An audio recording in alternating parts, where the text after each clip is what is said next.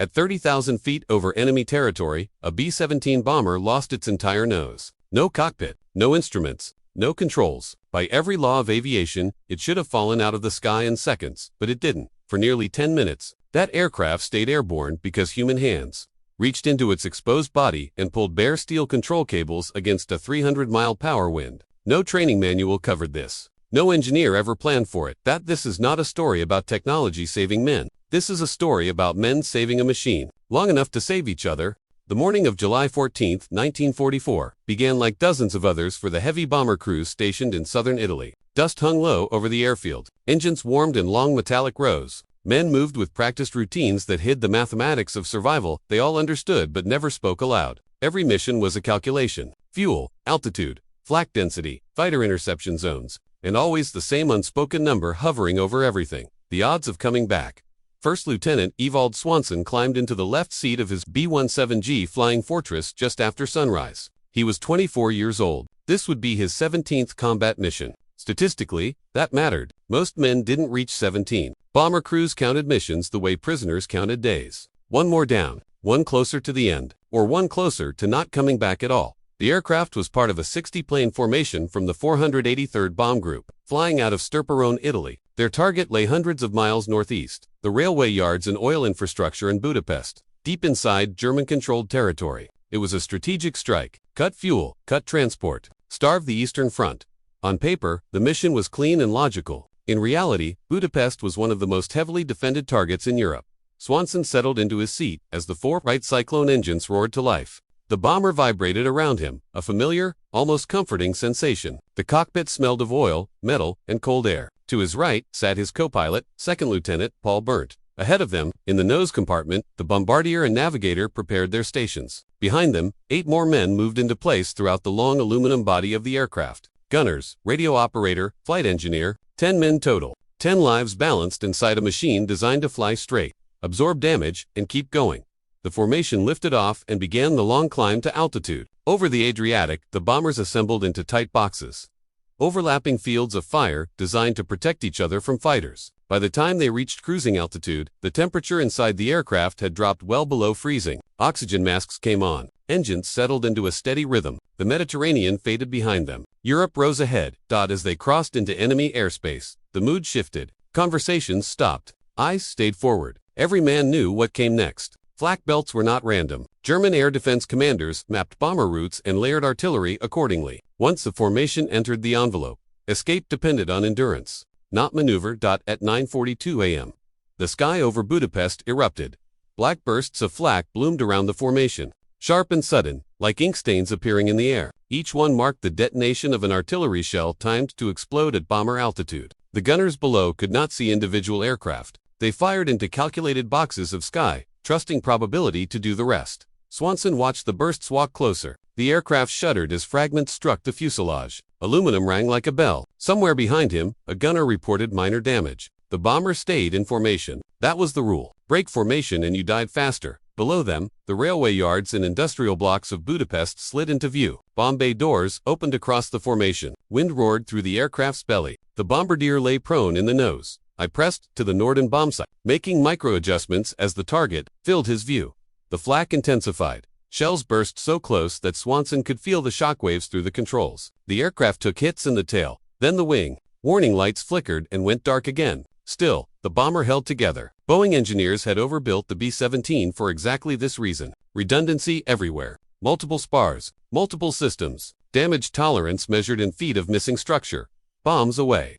The words came through the intercom as 2 tons of explosives dropped free. The aircraft lurched upward as the weight disappeared. For a fraction of a second, there was relief. The hardest part was over. They had survived the run. Then the sky detonated directly in front of them. An 88mm shell struck the nose of the aircraft. There was no warning, no time to react. One moment, the bombardier and navigator were there. The next, the entire forward section of the bomber ceased to exist. The explosion vaporized metal, plexiglass, instruments, and men in an instant. The nose compartment vanished. The bomb site vanished. The navigator's table vanished. Everything forward of the cockpit was simply gone. The shockwave slammed through the aircraft. Swanson was thrown back against his harness as freezing air exploded into the cockpit. Blood sprayed across the instrument panel. The temperature dropped instantly as a 30,000-foot wind screamed through the open, cavity where the nose had been. The aircraft pitched violently upward, with thousands of pounds of structure suddenly missing from the front. The center of gravity shifted rear. The bomber clawed toward a near-vertical climb, airspeed bleeding away. Stall conditions arrived in seconds. Any normal aircraft would have flipped, spun, and disintegrated. Swanson looked forward and saw open sky where instruments should have been.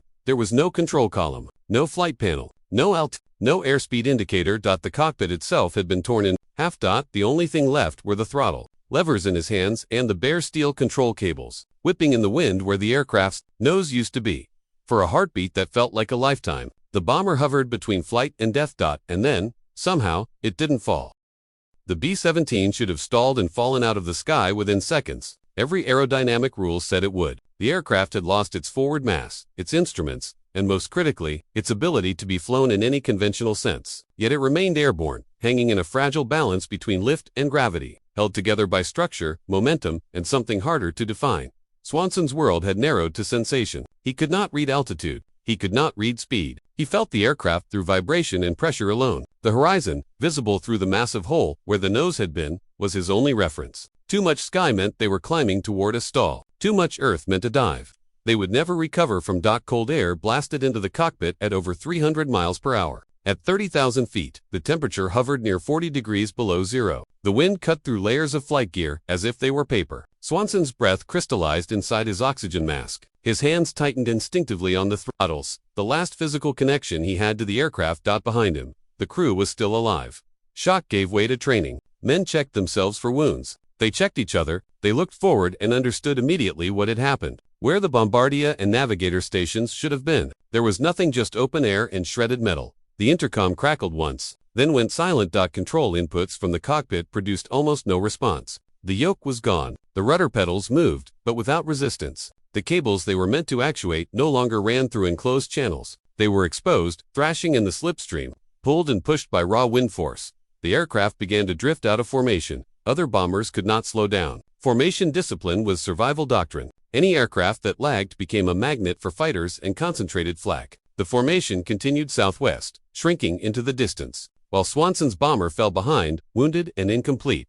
Then another impact. At 9:44 a.m., an 88mm shell detonated near engine number 2. The explosion ripped through the oil and metal fragments sprayed backward along the wing. Flames erupted briefly before being torn away by the slipstream. The propeller windmilled 4 seconds, then seized completely. One engine was gone. The bomber shuddered as asymmetric thrust pulled it sideways. Swanson adjusted the remaining throttles by instinct, trying to counter the without instruments. Every correction was a guess. Too much power on one side could flip the aircraft. Too little would bleed speed they could not afford to lose.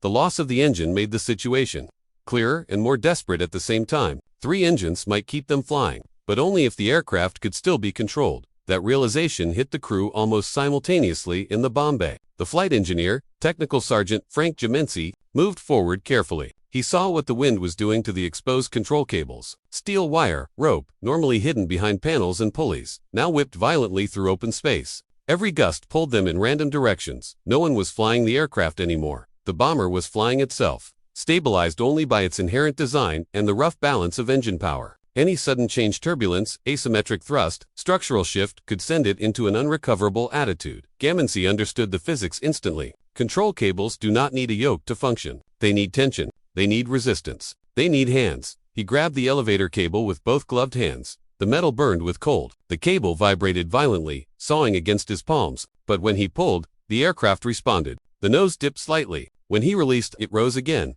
It worked. Staff Sergeant George Simonelli and Staff Sergeant Robert Bell moved forward without being told. They took positions along the cable runs, one on rudder, one assisting elevators. They braced themselves against bulkheads, wrapping cables around forearms for leverage. There was no communication with the cockpit. The intercom was dead. Hand signals were useless across the length of the aircraft and the screaming wind. Coordination would have to be instinctive.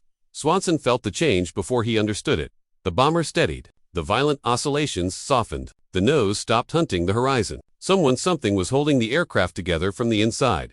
Swanson adjusted power again, carefully this time. When he throttled back slightly on one engine, the aircraft no longer yawed uncontrollably. The rudder responded, not perfectly, but enough. They were flying, not through controls, not through instruments, but through human force applied directly to steel cables under extreme load. Minutes passed. The formation vanished into the distance. Flak bursts thinned, then faded entirely as the bomber drifted out of the primary defensive zone. They were alone now, a single crippled aircraft over enemy territory. The crew in the bomb bay began to feel the cost. Holding the cables required constant effort. The wind pulled relentlessly. Hands cramped, circulation slowed as pressure cut into flesh through gloves. Frost formed on exposed metal. Every adjustment demanded strength and precision. Too much pull, and the aircraft over. Too little, and it drifted again toward instability. Altitude was slipping. They could not measure it, but they could feel it. The airframe's vibration changed. Engine pitch shifted subtly. The bomber was descending, slow but steady. Swanson knew what that meant, even without instruments. 3. Engines. Massive drag from the missing nose. Damaged aerodynamics. It was only a matter of time. Navigation was now guesswork. The navigator was gone. Maps were gone. Instruments were gone. The only direction that mattered was away from the target, away from flak, away from fighters. Southwest. Fly. Southwest and hope geography did the rest. Then movement in the rear of the aircraft drew attention. The tail section began to flex. At first it was subtle, a sensation more than a visible problem. Then it became unmistakable. The structure aft of the waist gun positions was moving in ways it never should. Stress fractures, shrapnel damage, or both had compromised the integrity of the fuselage. The tail was failing. Everyone understood what that meant. A bomber without a tail does not glide. It does not descend gently. It tumbles. There would be no recovery. The crew exchanged looks in the bomb bay. The equation had changed again. Staying aboard no longer increased survival chances. It reduced them. The aircraft was dying. The only question left was timing. The decision did not need to be spoken. Every man aboard understood the math now. A bomber with a missing nose, a dead engine, improvised flight controls, and a structurally failing tail was not an aircraft anymore. It was borrowed time, wrapped in aluminum. The question was not if it would break apart. The question was, who would still be inside when it did. In the bomb bay, the men holding the control cables felt the tail shudder again. This time, it was sharper, more violent, a tremor that ran through the fuselage like a warning shot. Staff Sergeant Bell tightened his grip instinctively. The cable bit deeper into his gloves. He looked at Simone. Simonelli didn't need to say anything. Both of them knew what came next. Bailout. But bailing out of this aircraft was not simple. The nose was gone. The normal exit route didn't exist anymore. The wind tearing through the front made moving forward suicidal. Anyone stepping into that airflow without preparation would be ripped out, uncontrollably, possibly into the aircraft itself. The rear escape hatch was the only option. That meant coordination, timing, and someone had to keep flying the bomber, while the others prepared to leave. No intercom, no instruments, no margin. Swanson felt another vibration through the throttles. It wasn't it was structural. The aircraft was talking to him, and the message was getting clearer by the second. Made a decision that no checklist covered. He reduced power slightly. The bomber sank faster. Every foot of altitude lost shortened their survival window, but it also reduced airspeed just enough to make movement inside the aircraft possible. Too much speed, and no one would be able to reach the rear hatch. Too little, and they'd stall. It was a razor's edge. In the bomb bay, Gimensi nodded once. He understood. The descent was intentional, necessary. The first man moved. One by one, crew members began clipping on parachutes. Fingers fumbled in the cold. Muscles stiff from hours of tension resisted fine movement. Every second spent letting go of a cable risked destabilizing the aircraft. They worked in pairs. One man held, one man prepared. Then they switched. When the first crewman crawled aft, the tail shuddered again, harder this time. The fuselage flexed visibly. Rivets screamed under load. The aircraft was running out of tolerance. The rear gunner reached the hatch first. He looked back once, taking in the sight. Men braced against cables, faces red and strained, frost clinging to metal, the sky roaring through a wound where the nose should have been. This was not how bombers were meant to die. He pulled the hatch release. The door ripped open violently, snapping against its stops. The slipstream exploded inward, turning the rear of the aircraft into chaos. The temperature dropped instantly. Sound vanished into pure wind. There was no countdown. He jumped. The aircraft lurched as his mast left the frame. The control cable snapped taut in Bell's hands. He screamed out in fear, but in effort as he compensated, pulling with everything he had to keep the nose level. Another man followed, then another. Each exit made the aircraft lighter and more unstable. Swanson felt every jump through the throttles. The bomber reacted like a living thing, shedding weight unpredictably. He adjusted constantly, eyes locked on the horizon, body rigid against the cold and noise. At one point, the aircraft dipped sharply. Gimensi nearly lost his grip. For half a second, the bomber pitched nose down aggressively, gravity threatening to take over entirely. Simonelli wrapped the cable around his forearm and pulled with a grunt that tore muscle fibers. Bell joined him, boots slipping on frost-slick metal. The nose came back. Up. Barely. They held it. Sweat froze instantly on their faces. More men jumped, each one a calculated loss of mass. Each one a test of whether the bomber would tolerate another imbalance. Finally, only 3 remained in the bomb bay: Ghimensi, Simonelli, Bell. They looked at each other. Someone still had to fly. Ghimensi shook his head. He had been the first to grab the cables. He understood them best. He was also the flight engineer trained to stay with the aircraft as long as it could be kept airborne. Bell protested, shouting words lost to the wind. GM, ENSI, pointed aft. Go. Simonelli hesitated for exactly 1 second longer than Bell. Then he nodded. Bell moved first. As Bell crawled away, the load on the cable increased instantly. Ghimensi felt it. The bomber responded slower now, heavier on the nose. Simonelli compensated without being told, shifting position, adding tension. Bell reached the hatch. He turned back once. The bomber shook violently harder than anything before.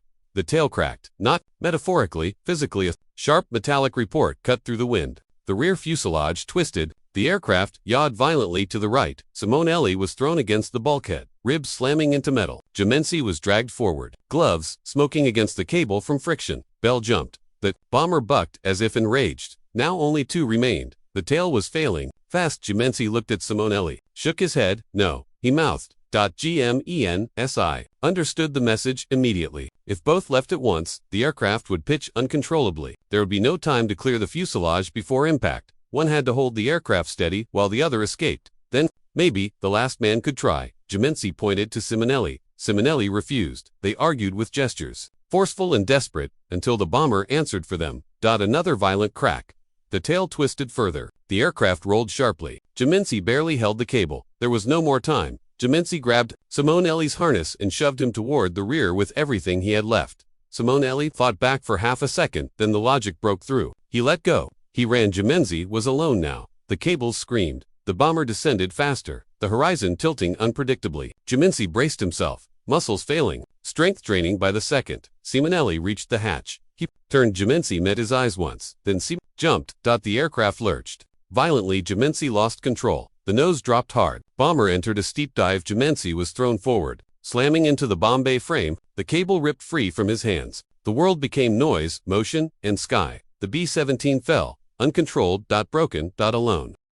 The B-17 Mispa was now a fragile bird, its nose long gone, engines screaming, control cables exposed, and under the brutal force of the wind. Swanson's hands were still locked on the throttles, eyes scanning the horizon for any sign of stability or disaster. The aircraft was descending slowly but steadily, a massive 65,000-pound steel giant held together only by sheer luck and human effort. The crew in the bomb bay were still pulling, coordinating silently, anticipating every movement as though their lives depended on it, because they did. The exposed cables stretched taut under the wind, every twitch sending shivers down their arms and shoulders. Frost clung to metal surfaces, cutting through gloves and freezing fingers, but the men refused to release their grip. Every subtle movement had to be precise. Too much force, and the bomber would overcompensate. Too little, and it would spiral uncontrollably. Communication was nearly impossible. The intercom system had been destroyed along with the nose. Only intuition, practiced drills, and a desperate shared understanding kept them alive. Swanson knew the formation was a mile ahead, a cluster of other B-17s moving steadily southwest toward the Adriatic. The bomber's missing nose and damaged engine meant they were falling behind, and every second over enemy territory increased the danger. The Luftwaffe could appear at any moment. Messerschmitt Bf-109s and Focke-Wulf 190s were patrolling the skies, hunting down isolated bombers. But so far, no enemy fighters had engaged Mispa. Perhaps they had other targets. Perhaps they hadn't seen this crippled bird. Either way, the crew could not rely on hope. They relied on control, on effort, on survival instinct. Technical Sergeant Frank Ghimensi and Staff Sergeant George Simonelli coordinated every pull, flexing muscles that were already screaming from the cold and strain. Sweat and blood mingled with frost, coating hands and arms. The bomber's fuselage groaned and creaked as structural stress spread through the metal. Every inch of aluminum seemed to vibrate, threatening to fail. The tail section flexed unpredictably, stress fractures spidering across the skin. One wrong move could rip the stabilizers from the plane, sending it into an unrecoverable spin. Swanson's co-pilot, Paul Berndt, kept a vigilant eye on the engines and wings. Despite having no real controls, the instruments were gone, the nose destroyed, and the forward cockpit exposed to freezing wind at 30,000 feet. All he could do was watch the plane, anticipate its movements, and respond with subtle adjustments on the throttles when possible. The coordination with the bomb bay crew was unspoken, yet precise. They had been trained for emergencies. But nothing could prepare them for this, flying a B-17 with no cockpit and a dying tail. Time stretched. each second a heartbeat of terror. 9:48 a.m. passed, then 9:49, 9:50. Mispa crossed the Hungarian border into Yugoslavia without Swanson realizing it. He had no map, no instruments, no way to confirm their position. All he knew was southwest toward open skies and hopefully away from enemy anti-aircraft fire. The bombs had been released, the destruction behind them was complete, but ahead lay the unknown: mountains, forests, and hostile territory. Every decision was critical. Every hesitation could be fatal. The crew in the bomb bay spotted more signs of structural strain. The tail was flexing dangerously. Each pull on the cables required delicate balance. Too much force in one direction could tear the fuselage. Too little, and control would be lost. Bloodied, frostbitten hands gripped steel cables, muscles trembling from exhaustion. The bomber's descent was steady but unstoppable. It was a race against physics and time, a desperate attempt to preserve life against impossible odds. 9:52 a.m. The crew had already been flying without a cockpit for 10 minutes. Their bodies ached,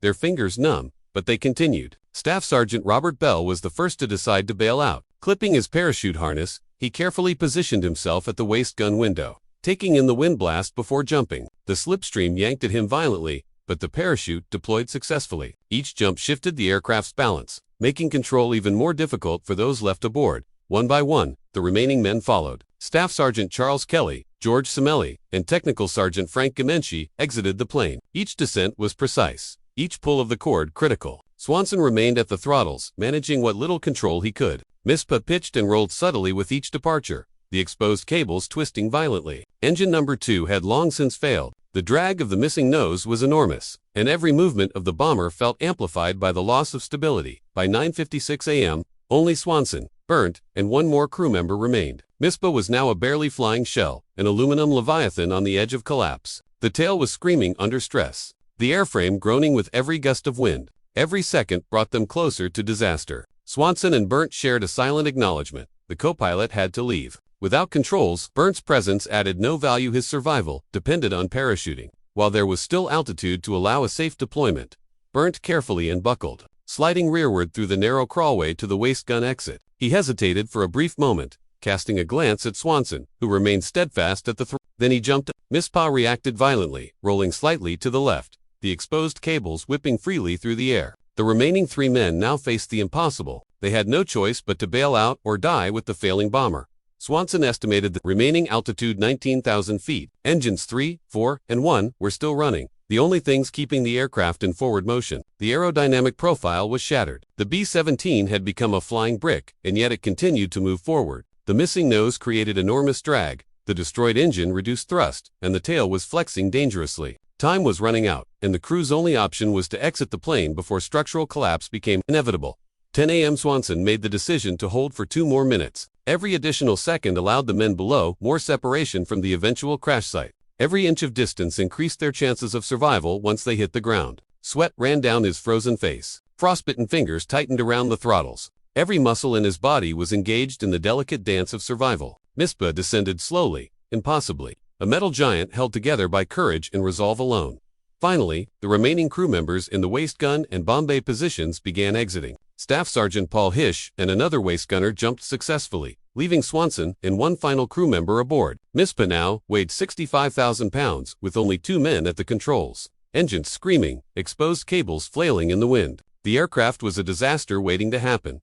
Swanson adjusted throttle inputs as subtly as possible, stabilizing the bomber against the violent effects of unbalanced aerodynamics. The open bomb bay and missing nose amplified turbulence. The wind shredded at remaining fabric and clothing. Every second stretched into an eternity as the aircraft descended. The moment had come for Swanson and the last man. The decision to leave the aircraft or face almost certain death. The final crew member clipped into his parachute harness, moving toward the rear exit. Swanson watched, mentally calculating their chances. Physics and courage were the only things keeping the B-17 airborne. He waited until the last man was safely out, then prepared to make his own jump, understanding that any hesitation could cost his life. Mispa's tail groaned under the increasing stress. The fuselage flexed dangerously with every gust. The B-17 Mispa, a once-proud flying fortress, had become a symbol of desperate human effort against impossible odds. Every hand on a cable, every frozen muscle, every calculation and split-second decision had kept it airborne for longer than any sane mind would expect. Now, with the crew gradually abandoning ship, the fate of the bomber itself rested on physics alone,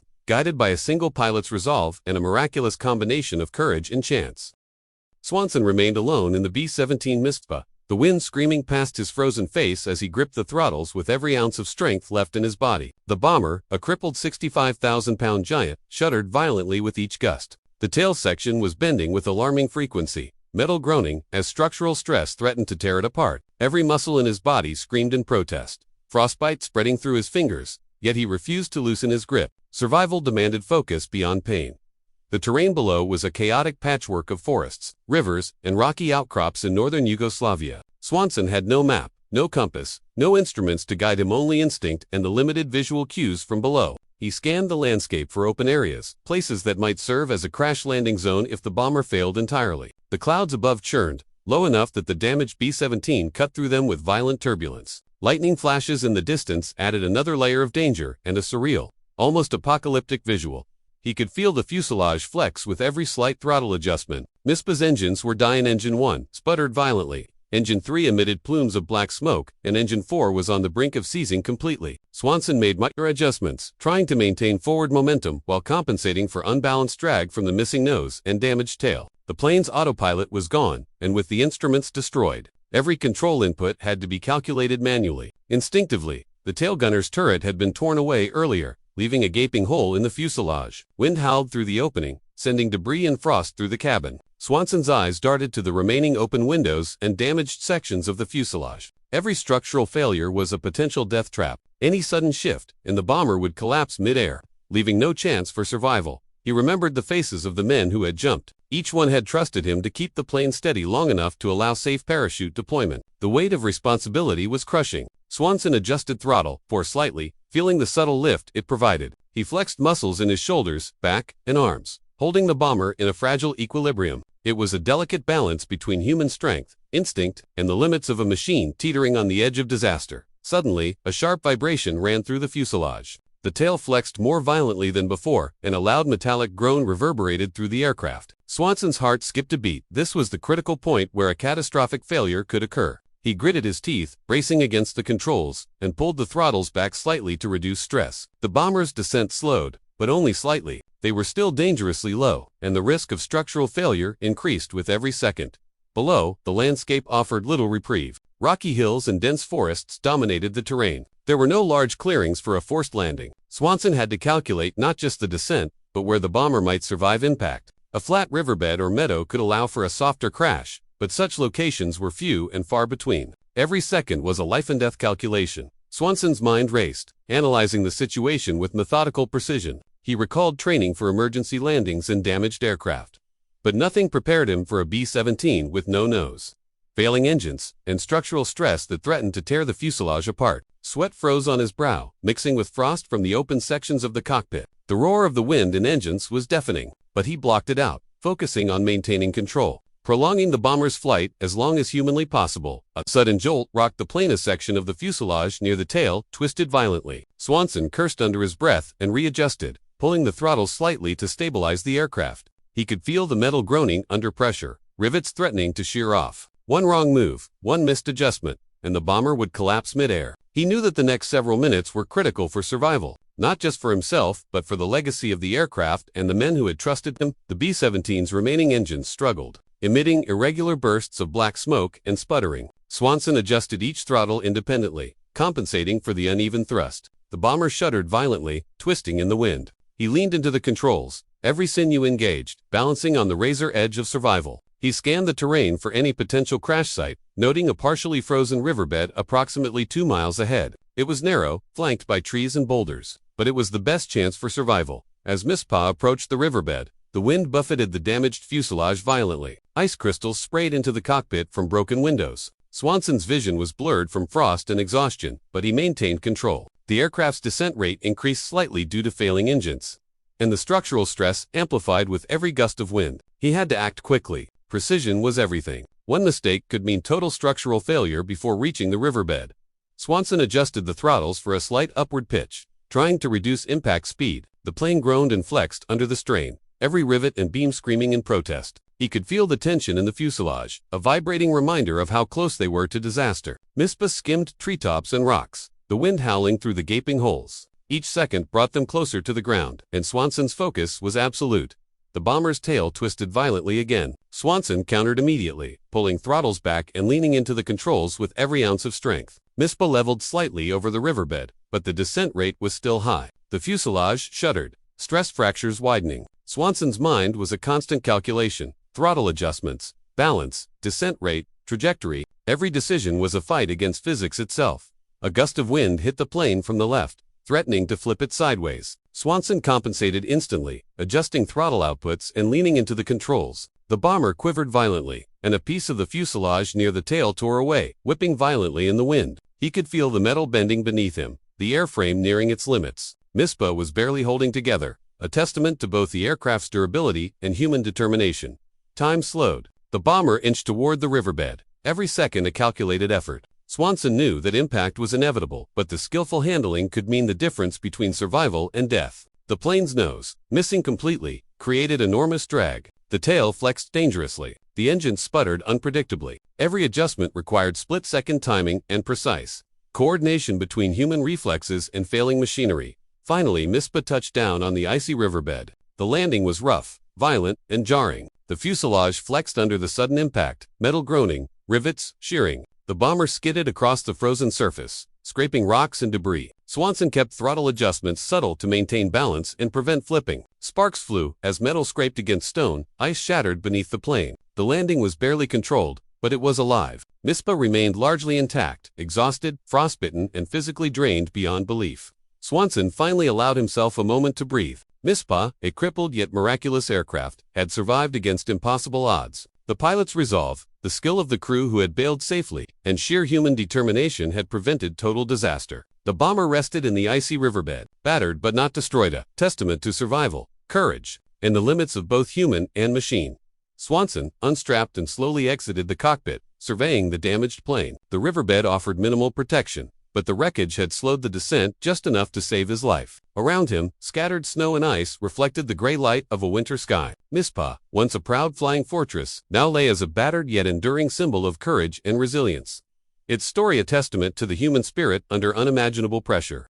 Swanson stood on the frozen riverbed, chest heaving, staring at the battered B-17 Mispa. The bomber, though intact enough to be recognizable, looked like a ghost of its former self. Sections of fuselage were twisted, windows shattered, and jagged metal protruded from the torn tail. The roar of the wind through the broken nose created an eerie howl, echoing across the valley. His boots crunched in the icy snow, each step sending a spray of frost into the air. For a moment, the battlefield of the sky seemed replaced by this desolate, frozen wasteland of silence that weighed heavier than any combat noise. The frozen riverbed stretched for nearly a mile, flanked by dense coniferous forests. The trees swayed in the bitter wind, their dark forms stark against the pale, overcast sky. Snowflakes whipped sideways, driven by the gusts, settling unevenly across jagged rocks and frozen water. Swanson scanned the tree line, aware that this was no safe haven. Enemy patrols could be anywhere, and winter survival in these conditions was as lethal as the Luftwaffe fire he had just endured. The bomber's engines had cooled to silence, leaving only the whispering wind as a reminder of life.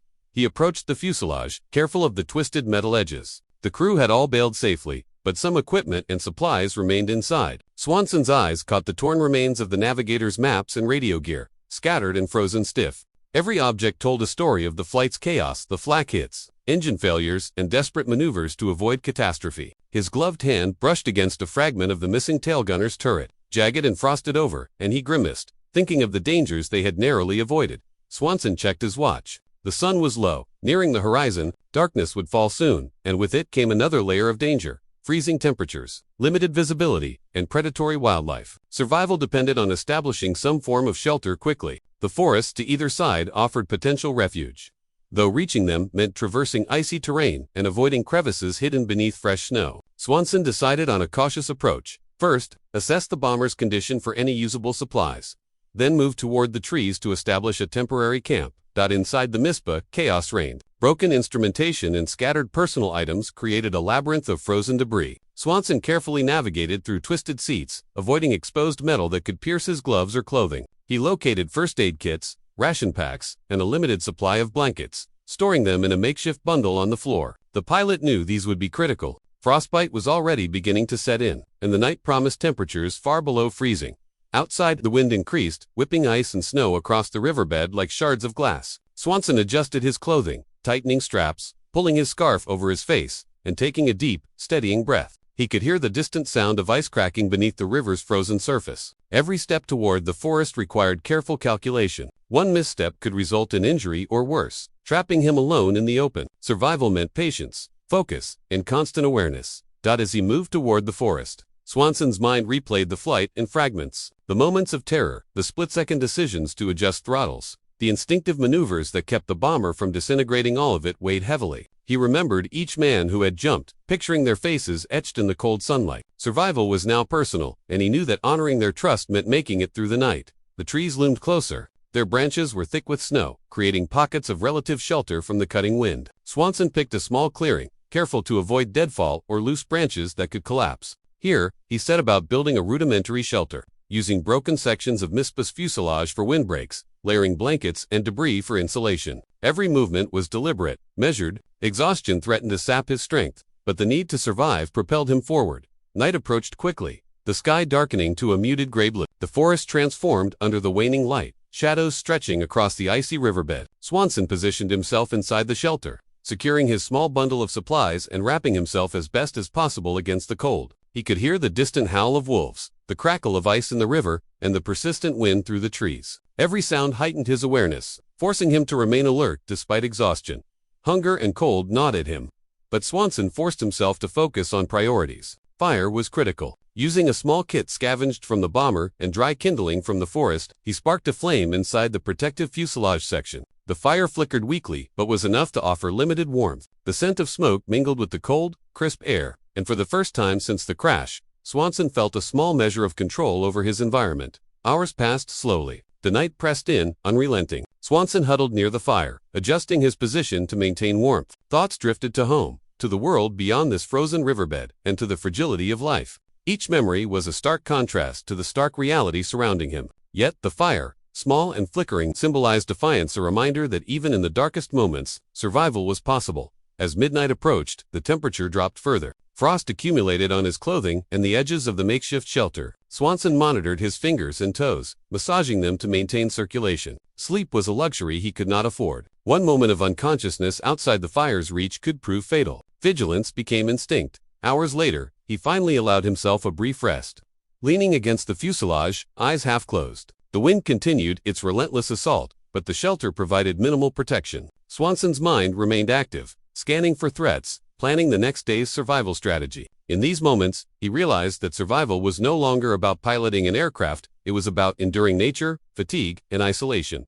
Through the long night, Swanson endured. The fire waned and flared unpredictably, shadows of the forest dancing across twisted metal and ice. Frostbite bit at exposed skin, hunger gnawed at his core, and sleep remained a distant promise. Yet with every hour, he survived. Each breath was a victory, each movement a testament to human resilience. By dawn, the sky lightened to pale gray, revealing the vast expanse of the icy riverbed and the surrounding forest. Swanson's shelter had held, his fire had persisted, and against impossible odds, he had survived the night. Exhausted but alive, he prepared to face the challenges of the coming day, finding a route out of the frozen wilderness, sourcing food and water, and ultimately returning to human contact. Swanson's ordeal was far from over. The bomber lay behind him, a testament to courage and the extremes of human endurance. Ahead lay uncertainty, danger, and the relentless cold. Yet for now, he had survived through skill, determination, and sheer willpower. The B-17 Mispa and its lone pilot had weathered the storm, and Swanson knew that the hardest trials were still to come.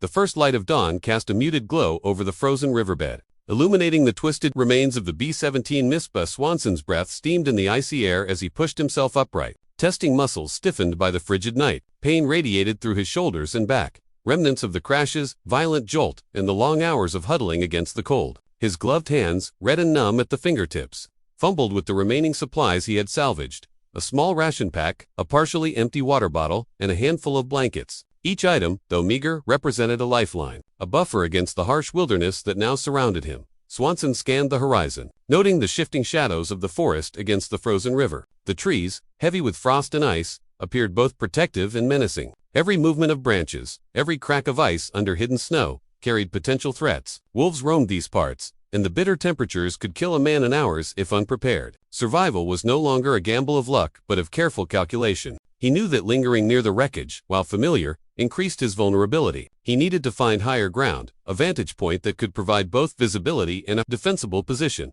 The climb toward a ridge at the forest's edge was treacherous. Each step required testing the ice and snow beneath his boots. Occasionally, hidden gaps would give way, forcing Swanson to adjust his balance, grabbing twisted tree trunks or the jagged edges of the frozen riverbed. His body protested, but determination outweighed fatigue. For hours, he ascended, moving deliberately, conserving energy, and maintaining situational awareness. Upon reaching the ridge, Swanson paused to survey the landscape. From this height, the expanse of the frozen river and scattered forest gave him a better understanding of his surroundings. He noted landmarks, a jagged outcropping of rocks to the east, a partially frozen tributary winding north, and clusters of dense forest providing potential cover. Survival now required strategy, mapping routes to water, food, and shelter, while avoiding exposure to the open ice. He marked each in his mind, creating a mental grid of the terrain. Swanson's focus shifted to foraging. He knew that staying mobile and nourished was essential. Breaking small branches from conifers, he scraped lichen and moss from bark, carefully examining them for edibility. Snow-covered roots offered minimal sustenance, but in combination with ration packs, they would extend his endurance. Water remained a critical concern.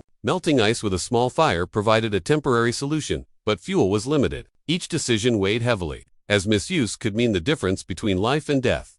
Hours later, as the sun rose higher, shadows shortened, revealing a clearing near the riverbed. Swanson decided to investigate, hoping to find traces of wildlife or other signs that might lead him to more reliable resources. The clearing was deceptive. Snowdrifts concealed patches of ice and jagged rocks. A misstep could injure him, and injury could be fatal in these conditions. Careful and deliberate, he navigated the treacherous ground, scanning constantly for movement, animal tracks, or other signs of life.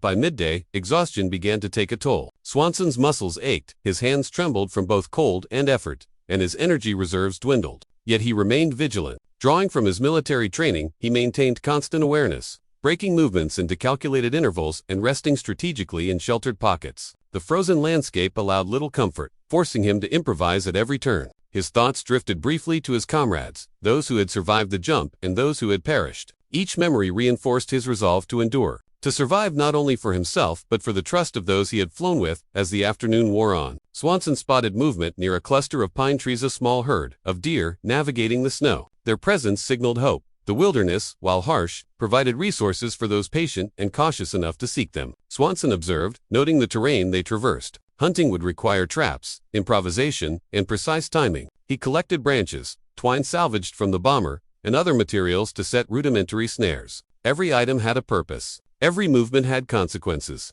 Failure could mean hunger, frostbite, or exposure. Night approached rapidly, and the temperature began to plummet. Swanson returned to a partially sheltered alcove near the ridge, using rock formations and tree clusters to shield from the biting wind. The fire he managed to kindle provided faint warmth, but frost soon began to accumulate on the edges of his clothing. He ate sparingly, conserving rations while using the deer tracks as a guide for potential hunting the following day. His body protested, but his mind remained razor-sharp, constantly calculating, planning, and observing.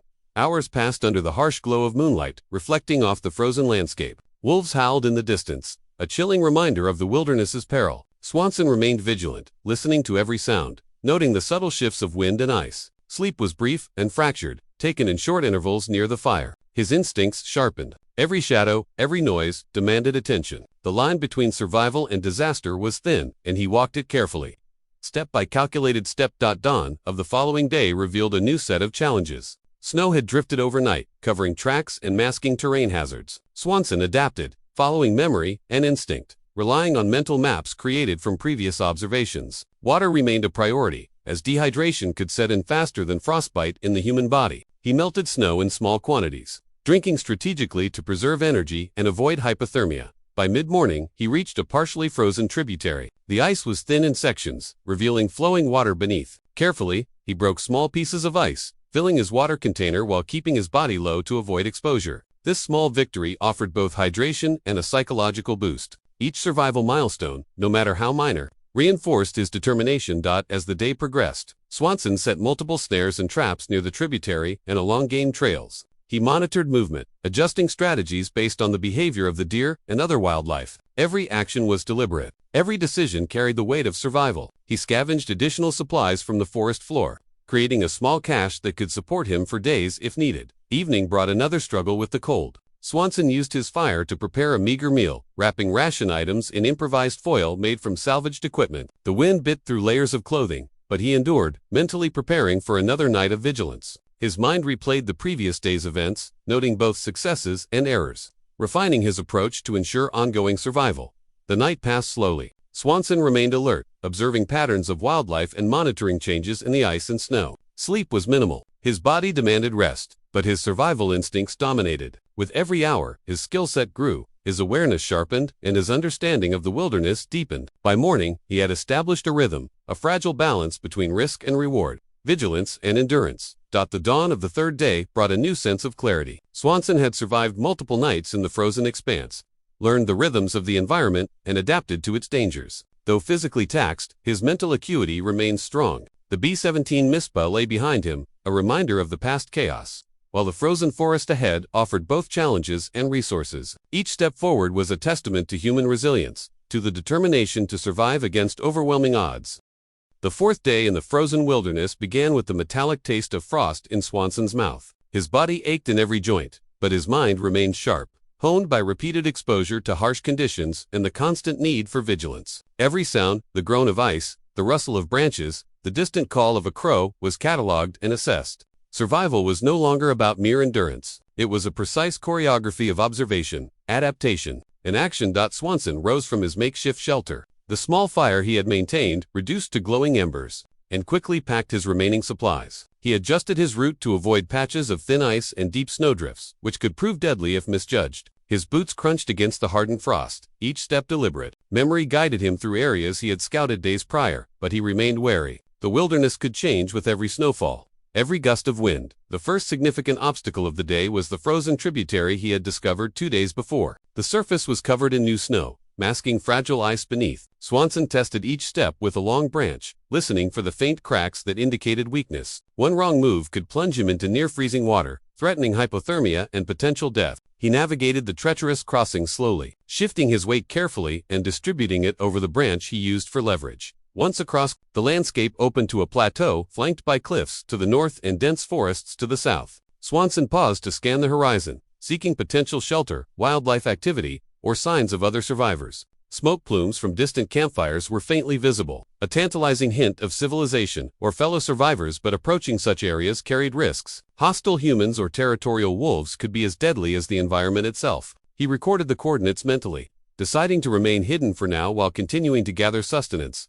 Foraging became the central focus of the day. Swanson meticulously searched tree bark, exposed roots, and frozen shrubs for edible lichens, berries, or small insects. Each discovery, while small, contributed to survival. He utilized his ration pack sparingly, mixing it with found items to stretch food reserves. At midday, he spotted tracks of a fox, fresh in the snow, and decided to follow them cautiously. Predators often led to sources of water or other animals, and tracking was a calculated risk that could yield both nourishment and information about the surrounding ecosystem. Hours passed, and Swanson's patience was tested. The fox tracks led him deeper into a forested area where snow-laden pines created an almost cathedral-like canopy. Shadows lengthened, and visibility dropped, but he pressed on. Every rustle of branches could signal prey or predator. He moved with precision, minimizing noise while maintaining alertness. He discovered a small frozen stream, which could serve as a water source if thawed, and marked its location mentally, planning to use it sparingly to conserve energy. By late afternoon, exhaustion threatened to slow his progress. Swanson found a shallow rock overhang suitable for a temporary shelter. Using branches and remaining blankets, he reinforced the alcove, creating a small windbreak. He built a controlled fire using dried twigs and flammable scraps from the bomber wreckage he had carried forward. The fire's warmth was immediate, though brief, and allowed him to thaw a small portion of snow for drinking water. Swanson ate a mix of ration items and foraged roots, calculating caloric intake against exertion.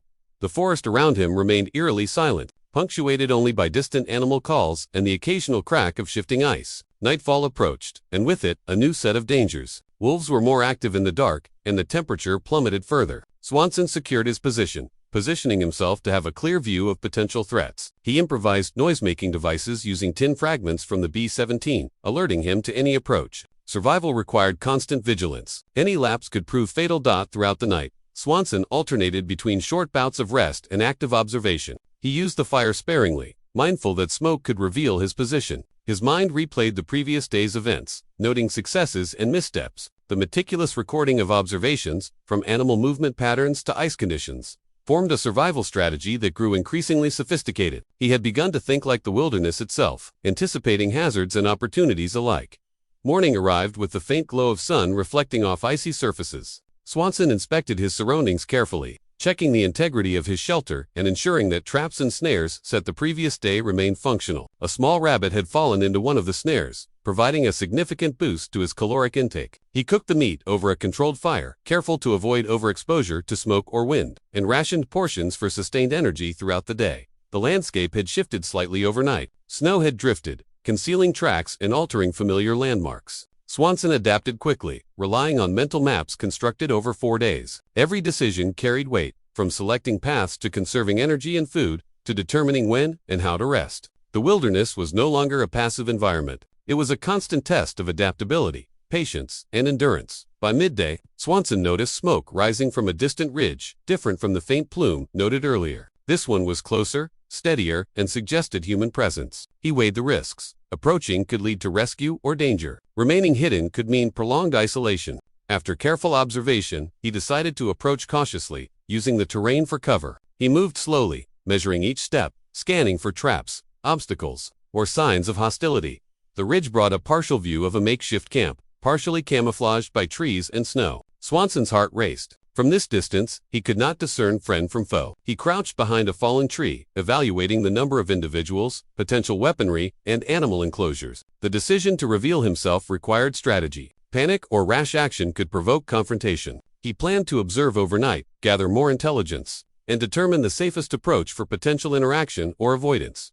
Night fell again, bringing a heavier cold. Swanson's fire provided limited warmth, but his body adapted to the harsh temperatures. Muscles conditioned by 4 days of endurance. Sleep remained fragmented, punctuated by bouts of alert observation and mental strategizing. The distant camp, glowing faintly under moonlight, represented both hope and risk, a potential turning point in his survival journey. As the night deepened, Swanson prepared contingency plans. Paths of retreat, alternative shelters, and strategies for interaction or evasion were all considered. The wilderness had taught him discipline and patience. The approaching humans would test both. The balance between risk and reward had never been more critical. Each decision could define survival, shaping not just the outcome of these days but the story of endurance that had begun with the B-17 Mispa crash. By the break of the 5th day, Swanson had forged a rhythm. Movement, observation, resource management, and calculated risk-taking had become second nature. The frozen landscape, once an alien enemy, had become a structured environment where survival depended on acute awareness and unwavering discipline. The distant camp represented a new chapter, an unknown factor, a potential pivot in the relentless test of human resilience.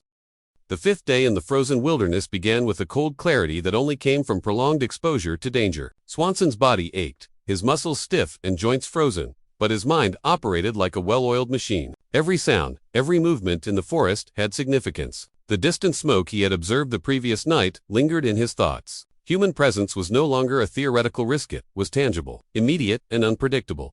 Swanson broke down his temporary shelter at first light, leaving no trace of his presence. The snow, crisp and untouched, was a perfect canvas that could reveal his path to any observant tracker. He moved with meticulous caution, scanning the terrain with the acuity of a predator. Every ridge, hollow, and tree provided cover or posed danger. The distant camp seemed closer today, and with it came the gnawing tension between hope and survival. Navigating the dense forest toward the ridge, he moved through deep drifts of snow, each step calculated. He tested branches and icy ground before committing his weight, avoiding the risk of hidden ice or soft spots that could trap him. The forest floor was littered with broken branches, animal tracks, and the occasional frozen carcasses, stark reminder of the struggle for life and the dominance of nature. Swanson noted every feature, building a mental map that would aid both retreat and strategic positioning. By mid-morning, he spotted movement near the ridge. 2 figures emerged from the tree line, carrying what appeared to be supplies, their footsteps deliberate but audible in the crunching snow. Swanson froze, observing silently. The humans were equipped with winter gear, suggesting they were either survivalists or locals familiar with the harsh conditions. The sight ignited a mix of relief and caution. He needed contact, but had to approach wisely.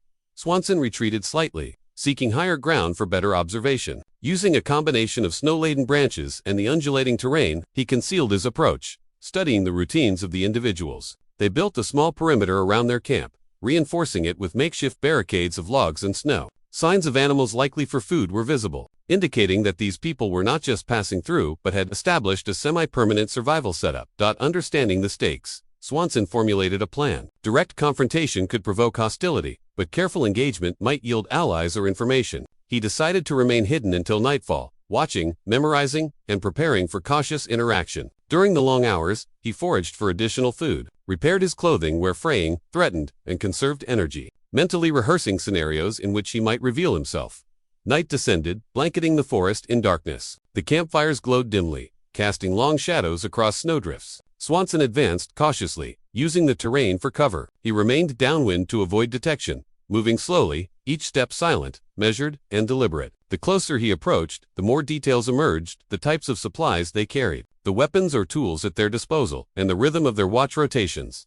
Finally, Swanson positioned himself on a slight elevation above the camp. From this vantage, he could see all movements clearly. 2 individuals patrolled the perimeter while the others prepared a small communal area, likely for cooking and warmth. He noted the presence of several small animals tethered nearby, their breath visible in the cold night air. Hunger gnawed at him, but he remained patient, knowing that haste could compromise his safety. Suddenly, a branch snapped under his foot. Swanson froze, heart pounding. One of the patrollers glanced in his direction, but the shadows and uneven terrain masked his exact location. A tense moment passed before the patrol moved on, unconcerned. Swanson exhaled silently, realizing the precarious balance between presence and invisibility. Every instinct demanded caution.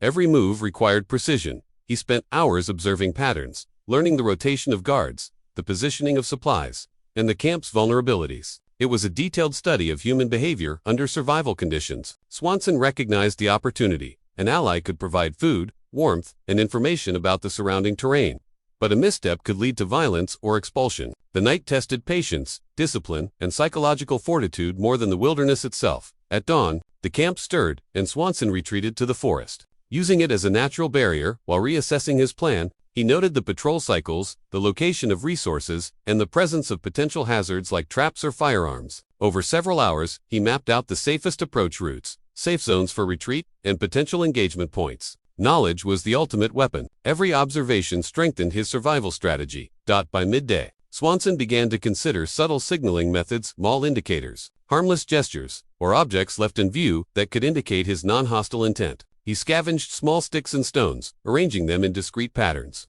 testing visibility from the camp without exposing himself. The exercise was delicate, a careful negotiation between presence and concealment.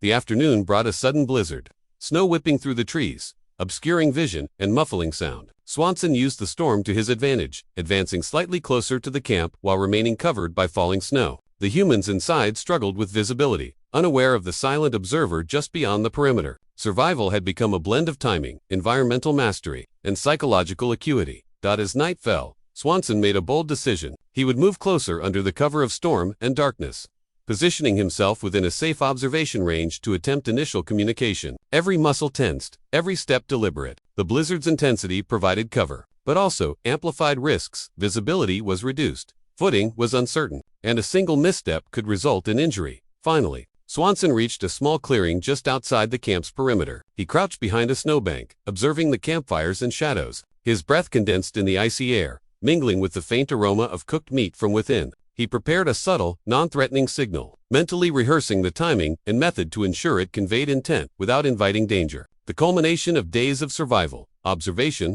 and careful planning had brought him to this pivotal moment. The night stretched on, filled with tension, anticipation, and calculated risk. Swanson remained poised, balancing the desire for human contact with the necessity of caution. The camp represented both opportunity and threat, a potential lifeline or a deadly mistake. Each decision now could define the course of his survival story, shaping not just immediate outcomes, but the trajectory of the coming days. The storm raged on, relentless, a natural ally to Swanson's cautious approach. Each gust of wind masked the subtle movements of his body as he inched closer to the camp. His mind was a calculation engine, weighing risks and rewards with each heartbeat. The faint glow of the campfires danced on the snow, illuminating tents and human figures in a way that made every shadow seem alive. Swanson took stock of the camp's layout once more. The fire pit central to the space, surrounded by makeshift shelters, supplies stacked near the largest tent, and a few tethered animals used for food. He noted the subtle hierarchy of activity: who moved first, who watched the perimeter, who tended the fire. Every detail mattered. These people were not mere wanderers. They were seasoned survivalists, Any interaction required precision. He crouched behind a mound of snow, his fingers numb from the cold, yet steady, his breath forming icy clouds. Carefully, he placed a series of small sticks in a deliberate pattern, a prearranged signal to indicate non-hostility. The snowstorm made visibility difficult, but he knew that someone observant within the camp might notice. His life, perhaps even the next few days, depended on the subtlety and effectiveness of these silent communications. Hours passed. Swanson remained in place, unmoving, each muscle taut with anticipation. The storm began to ease slightly, reducing the cover it provided but improving visibility. From the central tent, a figure stepped out, squinting through the snow, surveying the Swanson froze, holding his breath. The figure's gaze swept over the clearing, and for a moment, time itself seemed suspended. Then, a subtle nod, almost imperceptible, acknowledged the pattern of sticks. Swanson exhaled silently, relief mingling with tension. The first step toward trust had been achieved. He decided against immediate physical approach. Patience was essential. Retreating slightly to a concealed position, he began to observe the camp's reactions. Conversations, muffled by snow and distance, hinted at curiosity but no immediate hostility. Supplies were moved closer to the fire, and tents reinforced against the lingering gusts. These were people who respected preparation, discipline, and caution, qualities Swanson embodied. Night deepened. Swanson, now slightly more confident, advanced a little closer under the dim light of the campfires and moon. Each step was measured, silent, calculated. He had prepared a simple signal using a piece of cloth tied to a stick, waving it subtly to indicate his desire for peaceful contact. The camp's central figure noticed immediately, motioning for two others to investigate. Swanson remained in hiding, analyzing every movement, ready to retreat if danger arose. A pair of figures cautiously approached, carrying torches to illuminate the snow-drifted clearing. Swanson, keeping his stance low, allowed them to see him from a distance, hands raised slightly to show no threat. Their initial reactions were a mixture of suspicion and curiosity. Words were exchanged, muffled by the wind, but the intent was clear. Communication, not confrontation. Swanson answered with simple, deliberate gestures, indicating hunger, exhaustion, and willingness to cooperate. Minutes stretched into tense silence before the camp leader, a tall figure in heavy winter gear, stepped forward, eyes sharp, scanning for deceit. He approached with a cautious but steady stride. Swanson mirrored his movements, careful not to make sudden gestures. When within a few feet, the leader extended a gloved hand, a universal symbol of acknowledgement. Swanson shook it, relief washing over him. The first human contact in days, without violence, was a victory in itself. The camp leader assessed Swanson's condition, noting signs of frostbite, fatigue, and malnutrition. With a curt nod, he motioned for Swanson to follow him toward the warmth of the fire. Each step was a negotiation of trust. The others in the camp watched intently, their posture alert but not. Swanson knew that survival now required more than skill. It demanded diplomacy, humility, and patience. By the fire, Swanson was offered a modest meal, dried meat, snowmelt water, and a small portion of grains. He ate ravenously but with decorum, aware that excessive eagerness could appear as desperation. The camp members observed him carefully, noting his reactions, evaluating his behavior, and judging his potential as a temporary ally. Communication remained limited, relying on gestures, simple words, and shared understanding. Over the following hours, Swanson shared silent space with the camp, observing their routines, learning their patterns, and integrating himself carefully. He helped with minor tasks, fetching firewood, assisting in rearranging supplies, and tending to the tethered animals. His presence, initially met with suspicion, gradually became tolerated, then accepted. The camp operated like a small ecosystem, and Swanson's careful, measured actions allowed him to enter it without disruption. Night gave way to early dawn. Swanson, seated near the fire, reflected on the past days, the relentless cold, the constant tension, and the painstaking observation that had finally culminated in this fragile alliance. He had survived storms, isolation, and hunger, but now faced the subtle complexities of human interaction in survival conditions. The lessons of patience, observation, and strategic restraint had not only ensured his physical survival, but now offered the potential for safety, warmth, and information about the surrounding environment. As the sun rose, casting pale light over the snow-drenched forest, Swanson felt a tentative sense of accomplishment. The wilderness remained harsh, unforgiving, and unpredictable, but the first bridge of human contact had been established. Every moment ahead would require vigilance, adaptability, and strategic thinking. But the balance had shifted slightly in his favor. He was no longer an isolated survivor. He was a participant in a delicate, dynamic ecosystem of human and natural forces. This final segment of Swanson's journey highlighted the culmination of his resilience, ingenuity, and cautious diplomacy. The blend of environmental mastery and psychological acuity had allowed him to navigate the precarious boundaries between survival and exposure, danger and trust. Each calculated step, observation, and patient maneuver had led to a critical juncture where human connection became a lifeline, shaping the trajectory of the coming days and the broader narrative of endurance, strategy, and adaptation in the unforgiving wilderness.